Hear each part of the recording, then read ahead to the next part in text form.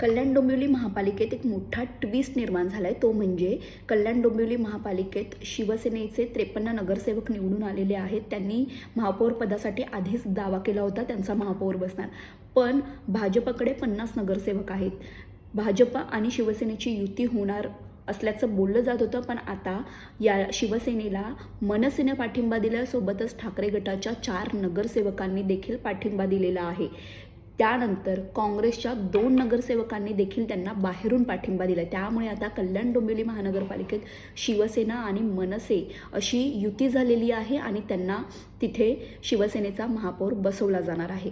आता याबद्दल मनसेला तिथे विचारलं असता तिथले राजू पाटील आहेत मनसेचे नेते, त्यांना विचारलं असता त्यांनी आम्ही विकासासाठी एकत्र आल्याची प्रतिक्रिया दिली आहे. मात्र यावर खासदार संजय राऊतांनी ज्या कोणी बंडखोरी केलेली आहे त्यांना आम्ही निलंबित करू, त्यांच्यावर कारवाई केली जाईल, त्यांनी गद्दारी केली असल्याची प्रतिक्रिया दिली आहे. त्यामुळे आता कितीही काही झालं तरी विकासासाठी एकत्र आल्यामुळे तिकडे शिवसेना आणि ज्यांनी युती केली आहे त्या सगळ्यांना मिळून एका आघाडीचा महापौर तिथे बसवला जाणार आहे.